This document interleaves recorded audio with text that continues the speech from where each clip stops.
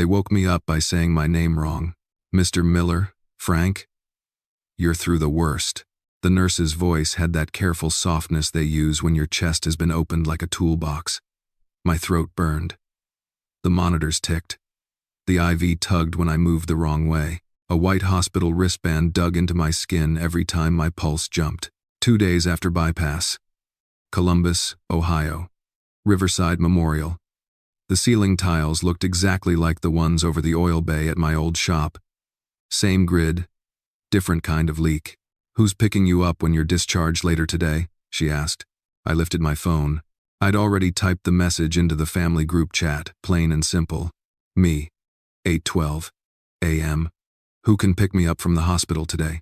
The 3 dots pulsed. Then my son answered. Jason. 8:14 a.m. Call a taxi. The Buckeyes are on at noon. I stared at that for a full minute.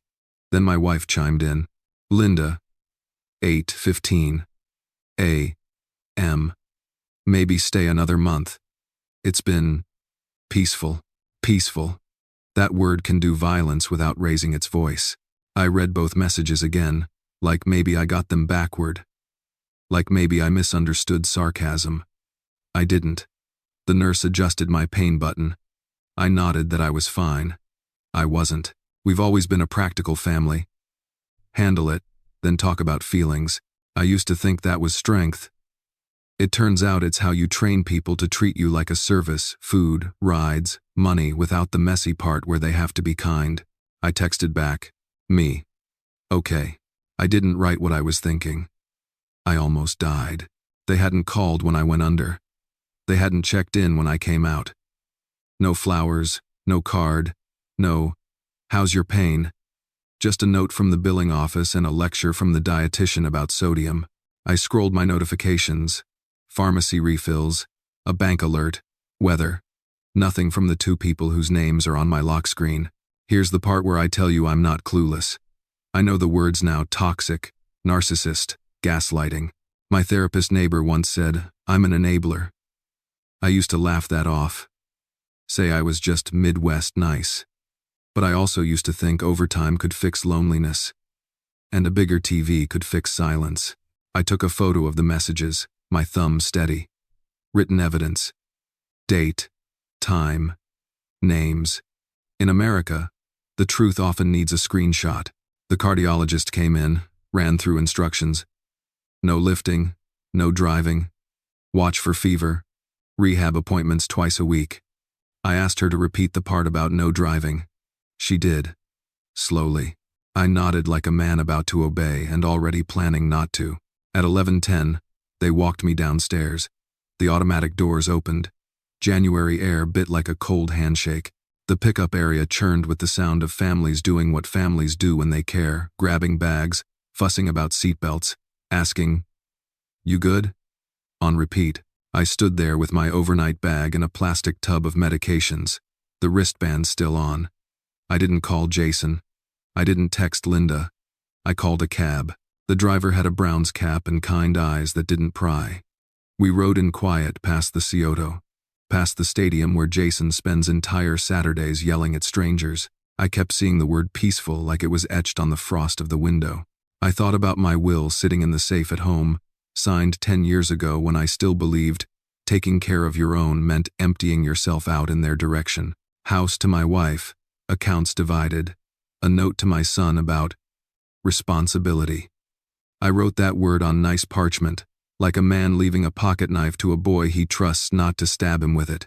I've worked on engines my whole life. When something knocks, you don't ignore it.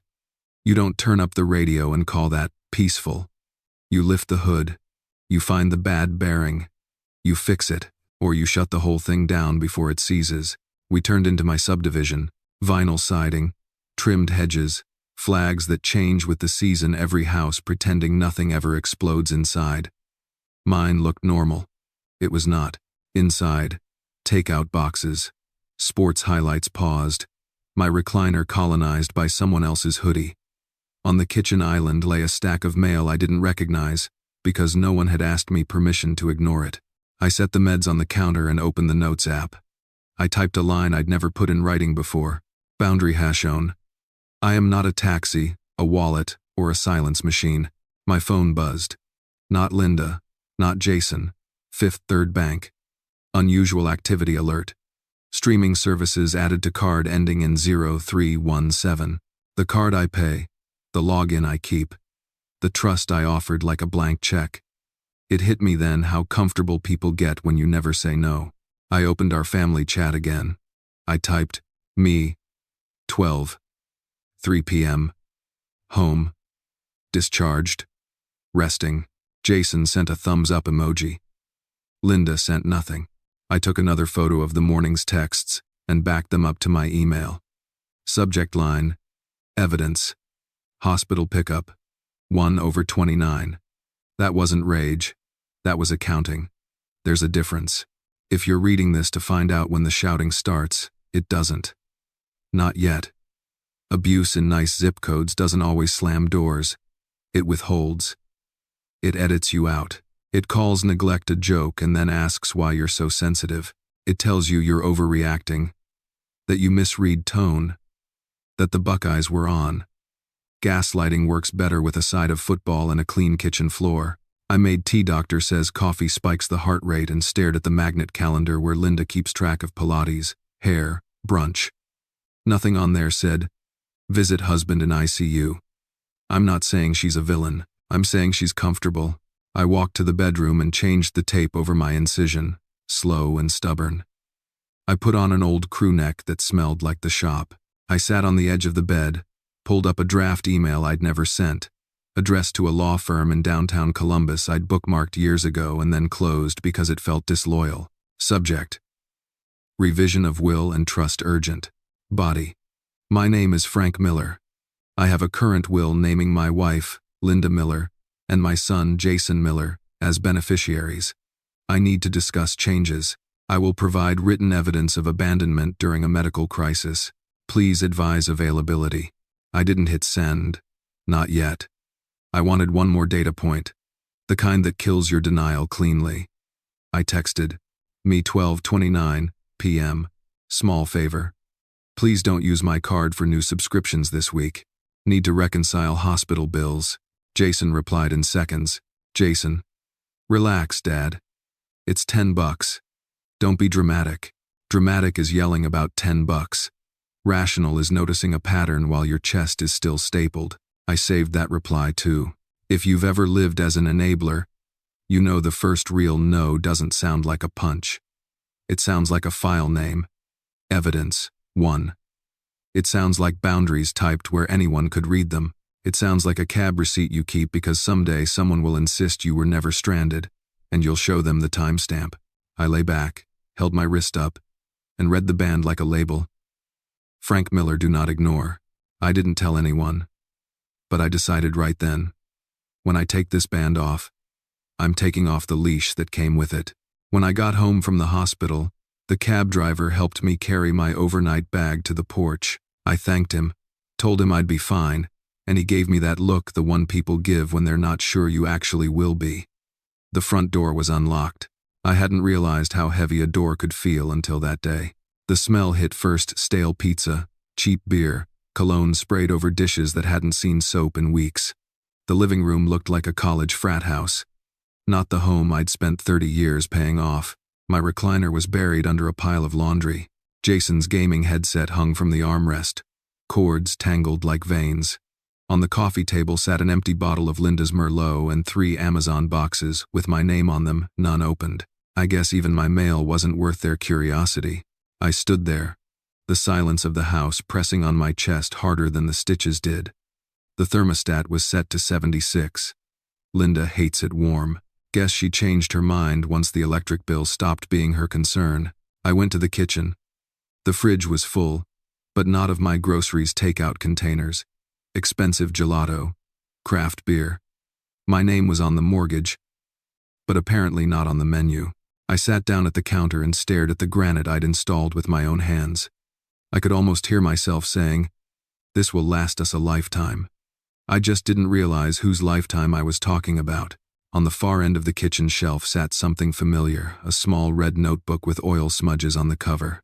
My handwriting on the first page, Things I'll do when I finally retire. I flipped through it, page by page. Visit the Smoky Mountains.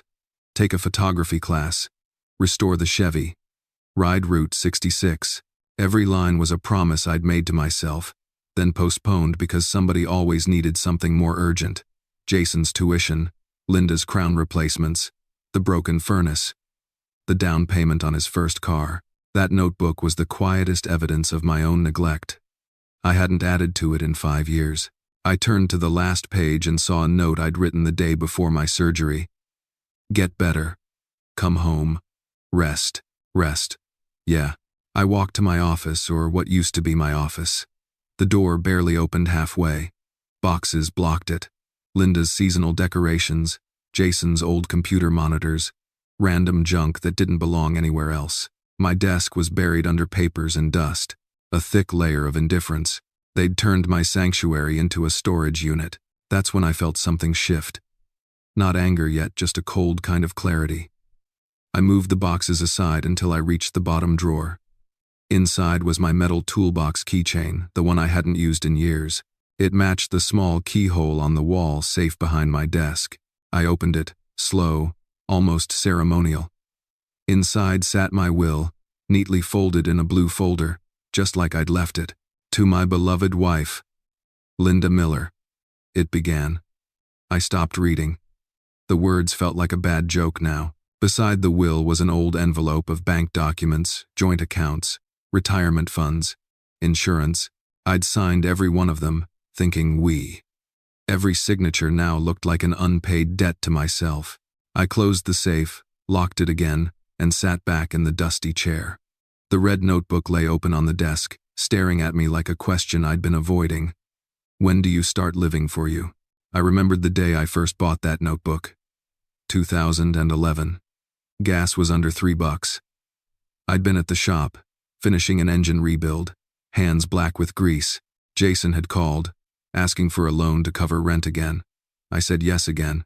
I'd stopped keeping count of how many just this once moments there were. Each one had been another loose bolt I ignored, another little rattle under the hood of my life. I used to think that was love. Now I know it was enabling. I kept their world running while mine idled in neutral. I took a pen from the drawer and added a new line in the notebook. Item #1. Stop feeling guilty for wanting peace. My phone buzzed an email notification from the hospital billing office. Not Linda checking in, not Jason asking how I felt. Just numbers. A reminder that the only thing that truly follows you home after surgery is debt. I opened the family group chat again. The morning messages still sat there like bruises. Call a taxi. It's peaceful. I reread them, not to torture myself, but to memorize the evidence. In America, words can disappear fast if you don't keep receipts. I emailed the screenshots to myself and labeled the folder, Hospital Messages, Exhibit A. It sounded dramatic, but I wasn't thinking about drama. I was thinking about protection. I spent the next hour sorting through drawers, pulling together every document that had my name, my work, my proof of contribution, tax returns, title deeds, joint statements, decades of paper showing I'd been the only consistent adult in this house.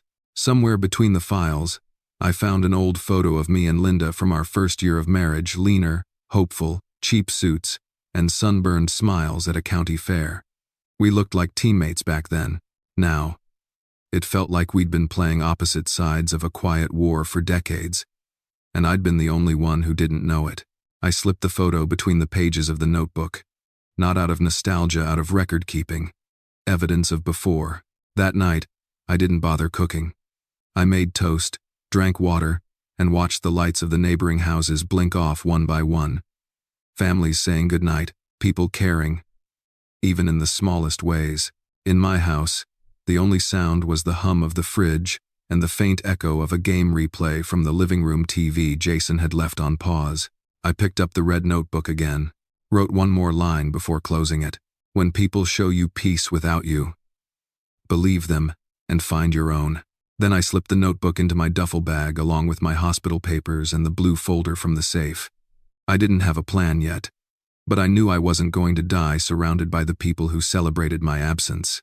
That night, I fell asleep on the couch, not because I was tired, but because I needed to stay where I could see everything clearly.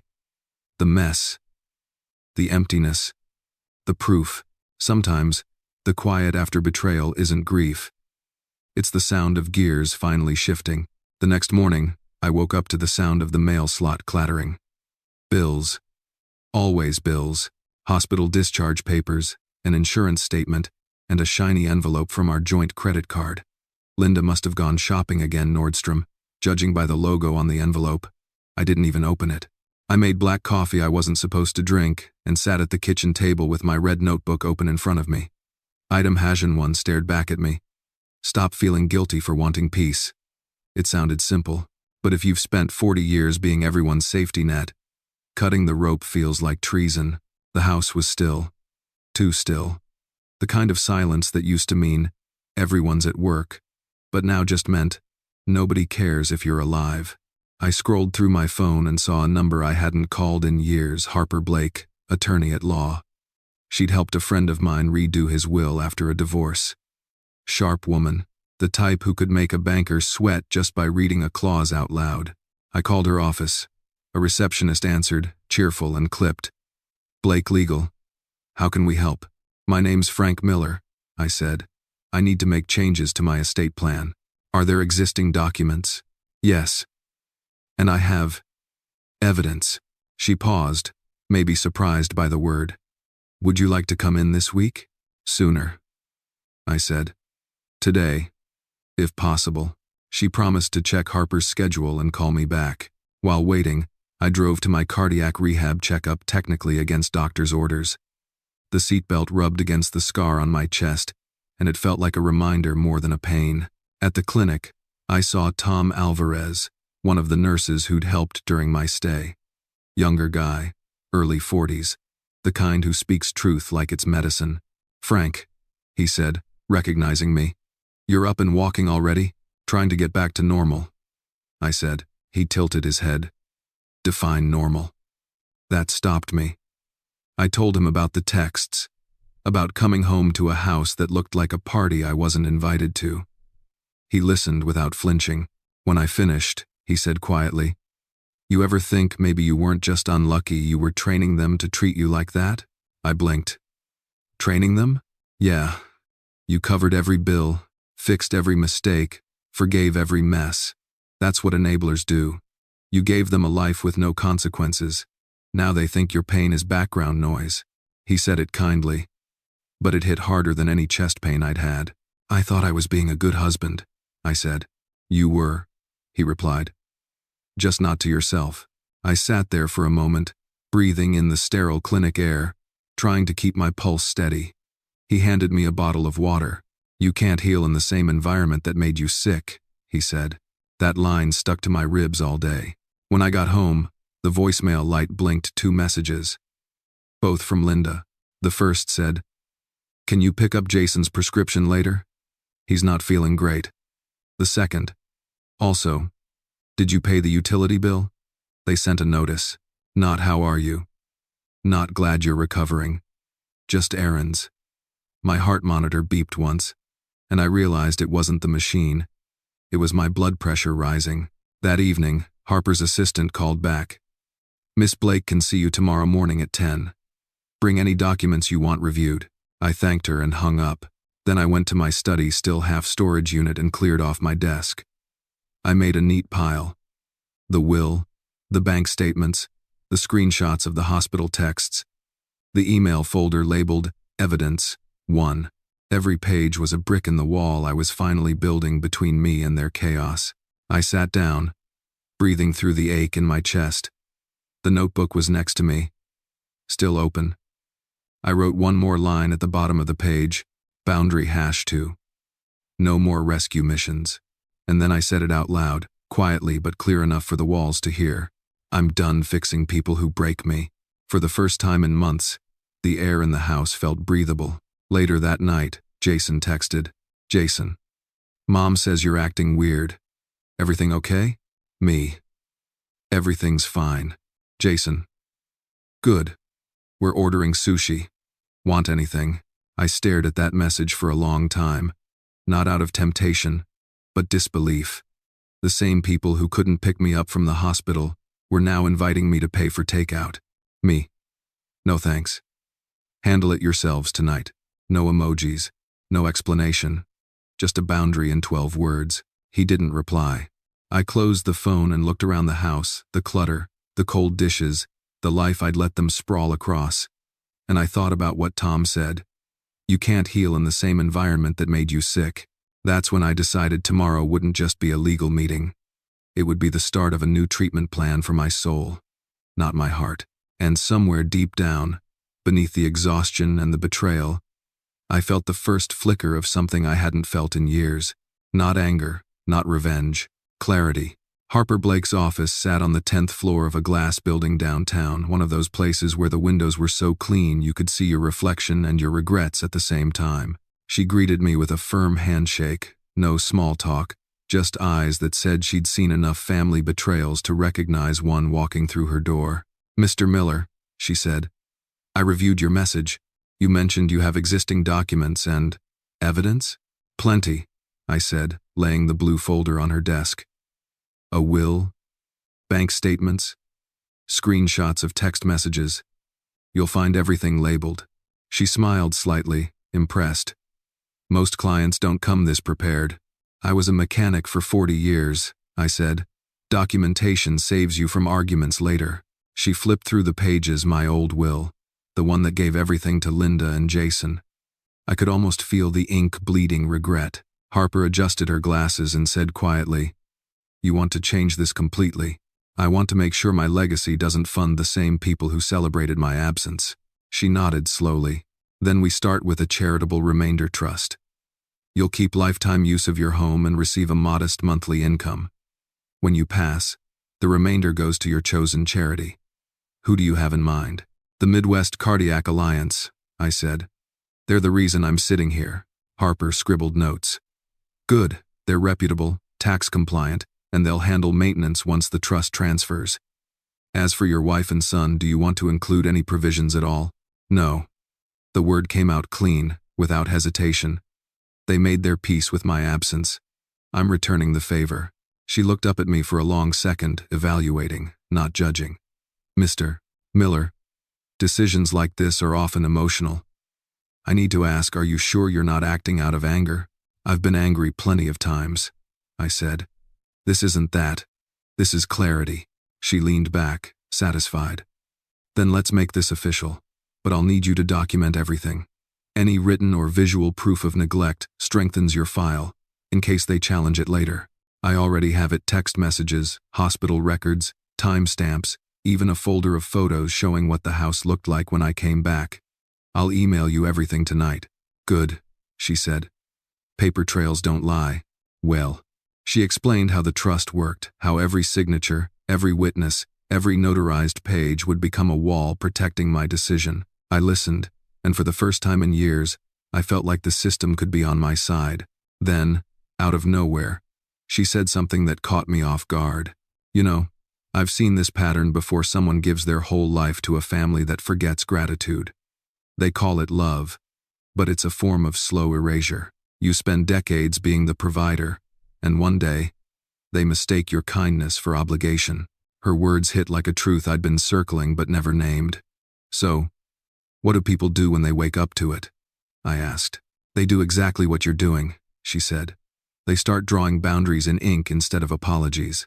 I left her office with a folder full of forms and a strange mix of emotions: grief, relief, adrenaline. The downtown air felt different, sharper. The world hadn't changed, but I had.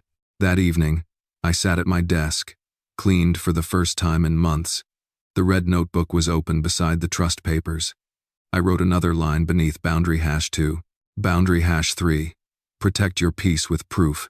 Then I attached every file, screenshots, receipts, photos to an email for Harper. Subject line, evidence. 2. Legal foundation. Before hitting send, I looked at the pictures again. The text messages, the messy living room, the empty hospital bed, proof of how far you can bend before you break. When I clicked send, I didn't just send evidence. I sent the old version of myself, The quiet man who excused everything because it was family. Tomorrow, Harper would start the paperwork. Tomorrow, I'd start reclaiming my name from the people who'd used it like a debit card. For the first time in decades, I felt like I was building something for me, not for them, not for approval, not for guilt, just me. Harper called me 3 days later. Her voice was calm but carried a current underneath. "Frank," she said, "your documents are airtight. The trust is ready for signature. Now about visibility. Have you considered telling your story publicly?" "Publicly?" I asked. "You mean a press release?" "More than that," she said. "There's a local station covering Heart Disease Awareness Week. If you're comfortable, your story could highlight the importance of recovery and what neglect looks like when it comes from family. It could also help the foundation." Win. I laughed softly. "You want me to go on TV and tell everyone my wife and son abandoned me after open heart surgery?" Harper didn't flinch. "I want you to own your truth before they rewrite it. Silence protects the wrong people." Rever one. Her words hit something deep. For months, I'd been living under their version of reality, the polite fiction that everything was fine. Maybe it was time to break that silence. "Set it up," I said. The interview was scheduled for Friday afternoon.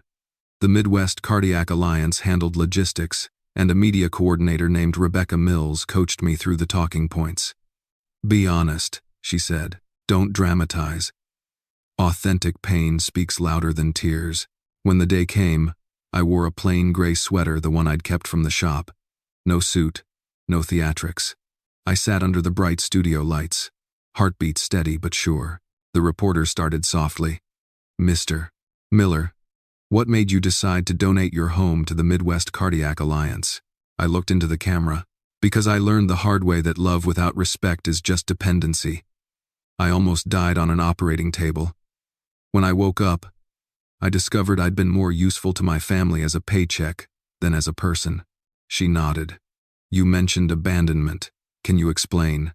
I told her the truth. Every word. The hospital stay. The texts.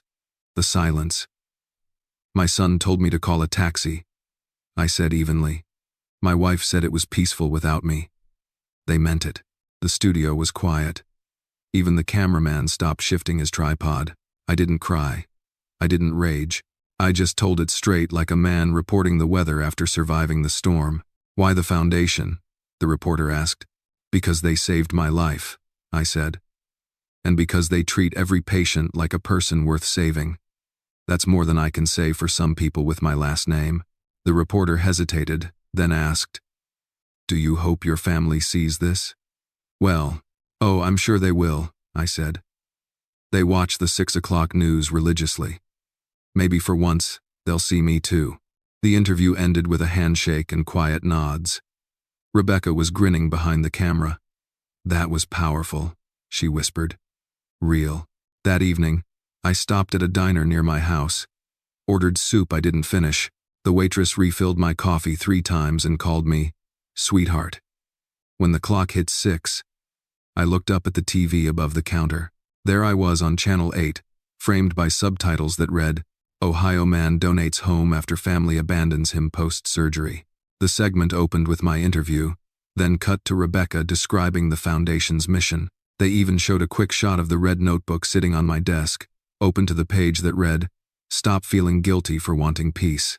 The people in the diner went quiet. Some nodded at the screen, some muttered, "Good for him." I sat there, anonymous but visible, for the first time in decades. My phone started buzzing in my jacket pocket, notifications piling up like hailstones. Missed calls, texts, voicemails.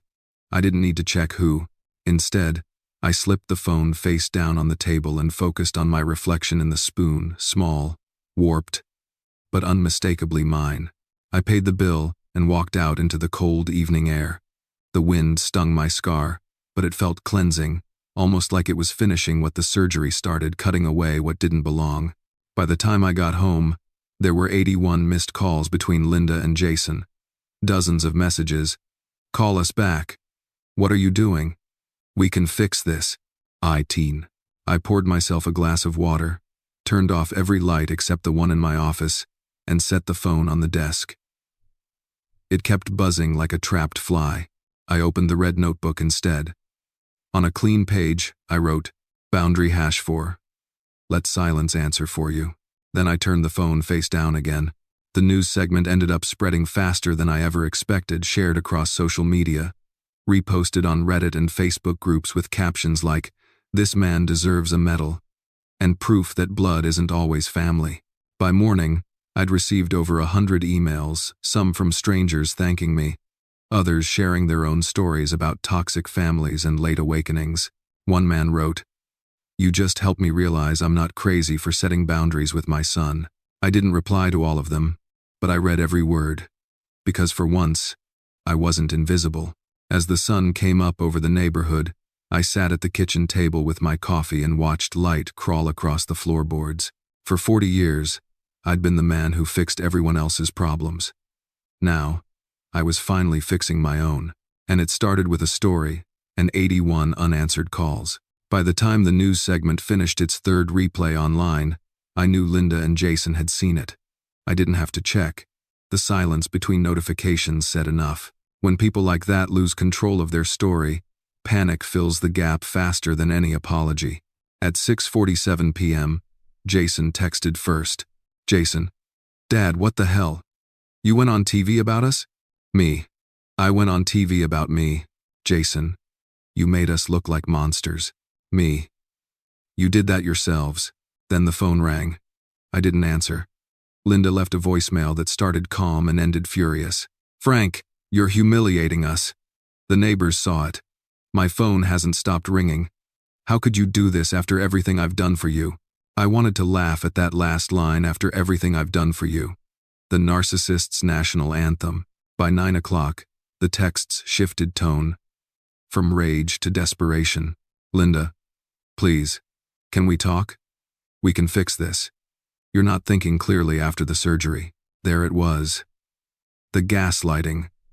Always the same playbook. If you don't like what someone's saying, label them unstable. I didn't reply.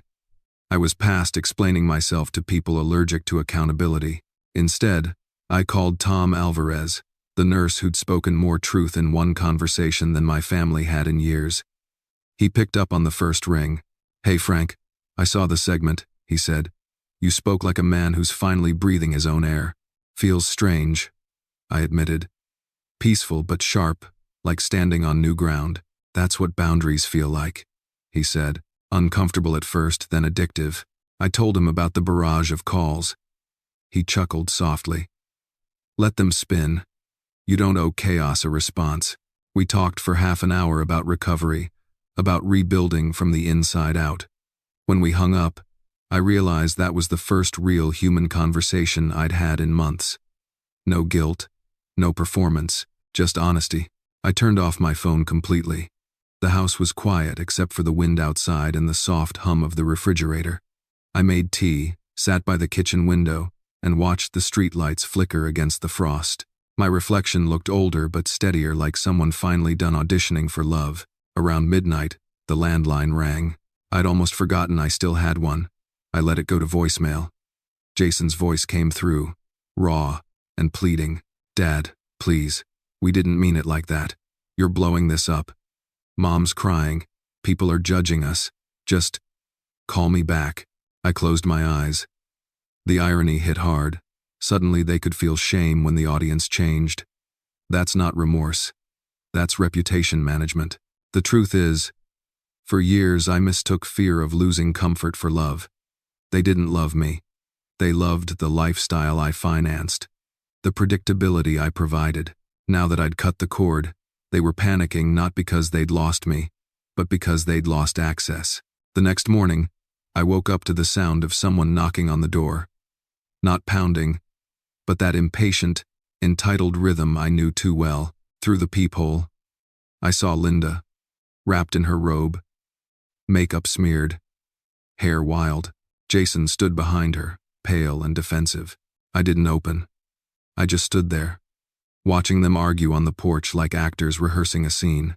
She gestured toward the house, shouting something I couldn't hear through the glass. Jason kept glancing at his phone, probably texting me while standing 5 feet away. The texts arrived seconds later. Linda. We're outside. Please talk to us. Jason. If you don't open the door, we'll call the police. You're not well. Oh wait. That last message made me laugh out loud. You're not well. Another classic tactic, paint the victim unstable, so the story tilts their way. I let them stand there for 20 minutes until they finally left. When their car pulled away, I felt no guilt, just a slow, steady calm. I was learning that silence is its own kind of statement. That afternoon, Tom dropped by with soup and a smile. So, how's the circus? He asked. Predictable, I said. They tried love-bombing me, guilt-tripping me, then threatening me. The full trilogy. He grinned. And how did you respond? I didn't. I made tea. He laughed. That's progress, my friend. You can't argue with people who treat your pain like an inconvenience. We ate in comfortable quiet. For the first time, I felt what genuine support sounded like. No strings, no hidden ledgers, just presence. When he left, I stood in the doorway watching him drive off. The house behind me was still messy, but the air felt lighter somehow. That night, I turned my phone back on. 72 new messages. Same pattern. Guilt, anger, begging, threats. I scrolled through them, not out of weakness, but to see the proof of what I already knew. They were showing me exactly who they'd always been. I saved the messages in a new folder. Evidence. 3. Post-broadcast. Then I blocked both numbers. Before bed, I opened my red notebook. The last line still read, "Let silence answer for you." Underneath, I added another, boundary #5. You can't heal in the same room where you were hurt. When I closed the notebook, the house exhaled with me. I realized I wasn't lonely. I was detoxing. The next morning, I woke up early, made coffee, and felt something strange, an actual sense of freedom. My phone was silent, my heart rate steady, my kitchen still mine. The world hadn't changed, but my definition of family had. The morning after the broadcast felt unnervingly peaceful. The sun poured through the kitchen window like nothing had happened. Like the world hadn't just witnessed my family's cruelty in HD. I made coffee, fed the cat that had started visiting my porch lately, and waited for the inevitable knock. It came at 9:03. Linda and Jason stood there again, less angry this time, more afraid. Fear always looks different on entitled people. It doesn't soften them. It just makes them sloppy. I opened the door, only halfway. You've got 5 minutes, I said. Linda tried her usual soft tone.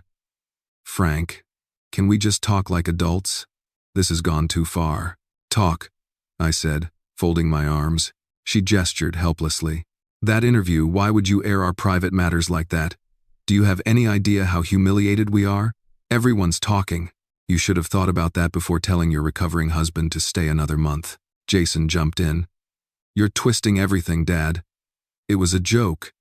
You know how Mom talks. A joke? I said quietly. Tell me, Jason, what's the punchline in abandoning your father after heart surgery? He looked down, hands jammed in his pockets. I'd spent 40 years funding his confidence, and all it took was truth to bankrupt it. I stepped back and motioned toward the living room. Come in. I want to show you something. Quote, they hesitated but followed, like people walking into their own trial. The house was spotless. I'd spent the night cleaning it. When you're about to reclaim your life, you make the battlefield tidy. On the dining table sat a neat stack of papers, the certified copy of the trust, stamped and sealed. Linda's eyes caught the legal header before I even said a word. What's this? She asked. Proof that everything in this house now belongs to the Midwest Cardiac Alliance, I said. Effective immediately. You've got 48 hours to pack up and go. Jason's face drained. You can't be serious. Well, I'm done being everyone's safety net, I said. From now on, you take responsibility for yourselves. Like adults. Linda's voice broke into a plea. Frank, we built this life together. This house. These things, they're ours. No, I said. I built. You enjoyed. I reached for the red notebook lying beside the papers and flipped it open. The pages were filled with neat handwriting entries of expenses, dates, notes of sacrifices I'd made. Every dollar, every decision, every compromise, I wrote them down over the years. Mortgage payments, college tuition, car loans, your mother's credit cards. Look for one page where you contributed. Go ahead. Linda didn't move. Jason muttered, "You're being cruel." "No," I said, "I'm being accurate." He slammed his hand on the table. "I'm your son. You can't just erase me from your life like this." I met his eyes. "You erased yourself the day you stopped showing up." The air went still. Linda started crying quiet. Practice tears. "Frank, please. 45 years of marriage can't mean nothing to you." "It did mean something," I said. "It meant everything. Until you showed me how little I meant to you." She reached for my arm, and I pulled back. "Don't," I said. "You had decades to hold my hand when I was still reaching for you." Jason tried again, switching from anger to bargaining. "What if we pay rent? Help with bills? We can make this work." You had the chance to contribute," I said. "You never did. You're not afraid of losing me, you're afraid of losing the comfort I provided." He looked away, jaw tight. A man forced to confront the version of himself he'd been avoiding. Linda's sobs turned to anger. "This isn't you, Frank. The surgery must have messed with your head." That sentence, the last card of denial, was exactly what I needed to hear. It made my next words easy. "The surgery didn't change me," I said. "It revealed what you are, and what I refuse to be anymore." I slid a single sheet of paper across the table. 48 hours. I've already contacted an estate attorney to oversee the transfer. You'll need to find somewhere else to live by then. Linda's face twisted in disbelief. "Where will we go? We have no savings." "That's not my problem anymore," I said simply. Jason clenched his fists. "You'll regret this." "No," I said, standing. "For the first time, I won't." I walked them to the door, calm as a surgeon making a final stitch. Linda turned back one last time. "You used to be kind," she whispered. "I used to be naive," I replied. "There's a difference." When the door closed, I leaned against it and exhaled. The house was silent again, but this time it wasn't lonely, it was honest. Later that evening, I emailed Harper to confirm the conversation. She replied within the hour. "Everything you've done is legally sound. If they trespass or threaten, call me immediately." I thanked her and attached photos of the signed papers in the notebook. She wrote back, "That notebook might end up being your greatest protection, Frank. Paper never gaslights." I smiled at that. Then I wrote one more line in the red notebook before bed. Boundary #6. Evidence speaks louder than emotion. It wasn't revenge anymore. It was reclamation of peace, of dignity, of self. That night, I slept without checking my phone, without fear of missing anyone's message. For the first time in years, my house and my mind were finally debt-free. I woke up to the sound of cardboard boxes scraping across the floor. For a moment, I thought it was a dream. Then I heard Linda's voice in the hallway, sharp, bitter, but resigned. They were actually packing. Through the crack of the door, I watched them move through the house like strangers. Jason unplugged his gaming setup, wrapping cords with shaking hands. Linda folded her clothes into garbage bags instead of suitcases, small indignities of a life built on borrowed comfort. For 40 years, this house had been their safety net. Now it was their eviction notice. I brewed coffee and took it to the porch, the same spot where I'd once spent Saturdays fixing garden tools while Jason slept in until noon. The air was cool and clean, the kind that made your lungs feel brand new. The silence had weight to it, but not the heavy kind. It was restorative, like the pause after a long storm. They tried one last time around noon. Linda appeared in the doorway, red-eyed and trembling. "Frank, we can't just leave like this," she said. "We have nowhere to go." I nodded slowly. "Then it's time to find out what you're capable of without me." Jason came in behind her, carrying his duffel bag. "Dad, please," he said. "You're really gonna kick your own son out?" I'm not kicking you out," I said evenly. I'm letting you go. There's a difference. He looked around the living room, the space he'd treated like a man cave for years, and muttered, "You'll regret this." "I've been regretting staying silent," I said. "This is me correcting that." For a long moment, none of us spoke. Just the faint hum of the refrigerator and the sound of Linda's quiet sobs. When they finally stepped outside, I followed them to the driveway. Jason's old car was packed full of boxes, his trunk tied shut with rope. Linda stood beside her sedan, eyes glazed and unfocused. "You'll change your mind," she said. "No," I replied. "I already did. That's why you're leaving." "Oh." She shook her head slowly. "You're cruel." "No," I said softly. "I'm healed." They got into their cars. Engines started. The gravel crunched as they pulled away, first Jason, then Linda. She didn't look back. I stood there until both cars disappeared past the mailbox. The silence that followed was unlike any silence I'd known before. It wasn't empty, it was full. Full of everything I'd been holding back for decades. Exhaustion, grief, clarity, and a strange, steady peace. When I walked back inside, I half expected to feel guilt, but instead, I felt space. Literal space, no clutter, no noise, no tension vibrating in the walls. Just quiet. I spent the next few hours cleaning, not out of obligation, out of ceremony. Each sweep of the broom felt symbolic, brushing away resentment and dependency. I opened the windows and let the light in.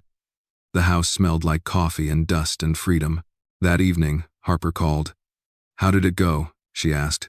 "They're gone," I said. "It's just me and the ghosts of bad decisions." She chuckled softly. "You sound lighter." "I am," I said. "I used to think peace meant everything being okay.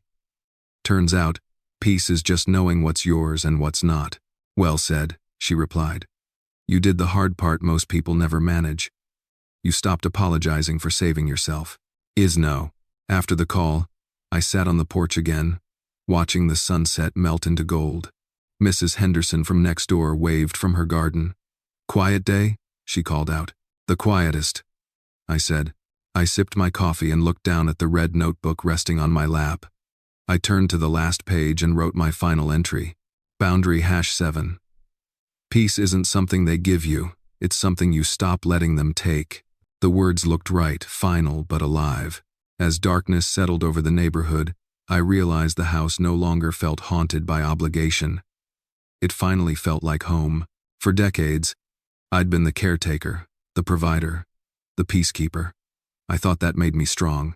But real strength, I learned, wasn't in endurance, it was in release. When you stop rescuing people who drown you, you finally learn how to breathe.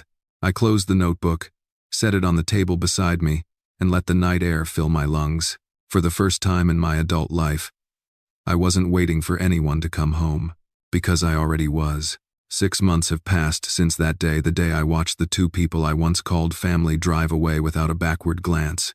You'd think it would feel lonely, but it doesn't. What it feels like is peaceful, steady, like I finally stopped treading water and found solid ground beneath me. Life slowed down, in the best possible way. I wake up early now, not because I have to, but because I want to. The morning air feels cleaner when it isn't filled with tension. I walk the same streets I used to drive through without noticing the old maple trees, the mailboxes leaning at odd angles, the faint sound of kids waiting for the school bus. It's strange how you can live somewhere for decades and only start seeing it once you reclaim your life. The Midwest Cardiac Alliance keeps in touch. They featured my story in their annual report apparently. Donations spiked after the interview aired. "You've helped more families than you realize," Rebecca told me over lunch last week. She handed me a framed photo of the foundation's new family center with a plaque beneath it. "Dedicated to Frank Miller, for reminding us that the heart must heal both ways." I laughed when I read it. "That's poetic," I said. She smiled. "So was your revenge. But the truth is, it doesn't feel like revenge anymore. That word used to taste like victory. Now it just tastes like closure." Jason reached out once in email, polite and hesitant. He told me he'd found work at a printing company in Columbus. He was paying rent, learning how to cook, and seeing a therapist. He didn't ask for money, just time. "I know I hurt you," he wrote. "I just want you to know I finally get it. What you did, it woke me up." I read it twice before replying. "Good. Keep waking up." No anger. No forgiveness either. Just acknowledgement. Sometimes that's all healing needs, two people standing on separate sides of a burned bridge, no longer trying to rebuild it, just waving across the smoke. As for Linda, she never reached out directly, but I heard through mutual friends she'd started volunteering at a senior center in town. Maybe guilt can turn into grace when it's finally confronted, or maybe she just needed somewhere else to perform her kindness. Either way, that's her story to live now, not mine. My own days have taken on a new rhythm. Tuesdays are for hiking with Tom, who's now more like a brother than anyone in my bloodline ever was. Thursdays, I meet Harper for lunch downtown. We've become something like old comrades, two people who've seen the ugly machinery of entitlement and decided to live differently. She told me once, over coffee, "You remind me why I became a lawyer. My mother went through the same thing, used, dismissed, replaced. I couldn't save her, but I can make sure men like you never feel trapped again." That confession stayed with me. Maybe that's what connection really is, not shared history, but shared healing. And then there's the red notebook. It's still with me. Edges worn now. Coffee stains on the cover. I bring it everywhere, like a compass. I've started a new section titled Aftermath Lessons. Not rules, just reflections. Things I wish someone had told me before I gave half my life away trying to keep other people comfortable. One of the first lines reads, "Peace is expensive but worth every cent you pay for it." I sometimes visit the Heart Foundation Center on weekends. There's a garden behind the building where families sit with loved ones recovering from surgery. I like to walk among them, offering quiet smiles, small words of encouragement. Nobody there knows the full story, just that I'm the man from the video. That's enough. Last month, Rebecca asked if I'd be willing to speak at an event about resilience. I hesitated at first, but then I remembered the night I was lying in that hospital bed, wondering if anyone even cared whether I survived. If my voice can stop someone else from believing that lie, then maybe it's worth using. So, I spoke. I told them about loss, about boundaries, about what it feels like to love people who only know how to take. And when I finished, the audience didn't clap right away, they just sat there, silent, letting it sink in. Then someone started applauding, and then another, until the whole room was standing. Afterward, an older woman came up to me and said, "Your story gave me permission to leave my own." That sentence stayed with me longer than the applause, because maybe that's the real point of all this. It's not just about getting even, or reclaiming money, or rewriting wills. It's about giving other people permission to stop apologizing for surviving. These days, when I look around my quiet house, I don't see emptiness anymore. I see clarity. The pictures on the wall tell a story not of a perfect family, but of a man who finally stopped performing love and started living truth. Every now and then, I still get an echo of the past, a smell, a song, a flicker of guilt, but it fades quickly. Healing isn't the absence of pain. It's learning not to reopen the wound just to prove it's still there. I don't know where life will take me next. Maybe I'll move closer to the coast. Maybe I'll stay here until the maple trees out front bloom again. What I do know is this: I'm finally living a life that feels earned. No more walking on eggshells. No more shrinking to fit other people's comfort zones. Just quiet mornings, honest work, real friends, and the kind of peace that doesn't need defending. The kind of peace you only find after losing everything that wasn't real. It's funny how silence becomes a language of its own. 6 months ago, I couldn't sit in a quiet room without feeling restless. I'd fill the space with TV noise, fake laughter, anything to drown out the truth. Now, I sit in that same living room, sunlight spilling across the hardwood floors, and I can actually hear myself think. And what I hear isn't guilt anymore. It's gratitude. Gratitude that the pain ended up being the teacher I never knew I needed. Gratitude that the people who betrayed me revealed themselves before my time ran out. Gratitude that I finally understood the difference between being loved and being useful. I used to believe family was unconditional, that blood meant loyalty, that 40 years of providing would eventually earn appreciation. But the truth is, love without respect is just dependency in disguise. And when you spend your life making everyone else comfortable, you start forgetting what peace even feels like. When I look back now, I see the patterns so clearly. The small dismissals, the subtle manipulations, the moments when Linda and Jason made me feel guilty for asking for basic kindness. It wasn't always cruelty, it was entitlement. The kind that grows quietly when you feed it long enough. I didn't create their selfishness, but I enabled it. That's the hardest part to admit. I taught them that my boundaries were negotiable. I trained them to believe that my sacrifices were infinite. Every time I said, "It's fine," when it wasn't, I built the cage I ended up escaping from. And yet, I don't hate them. Not anymore. Hate is still a form of attachment. It keeps you chained to the very thing you're trying to walk away from. What I feel now is distance, and distance is freedom. The Heart Foundation invited me last week to a donor dinner. I almost didn't go. Events like that used to feel awkward, too much small talk, too many polite smiles, but something told me it was time to close this chapter properly. The evening was beautiful.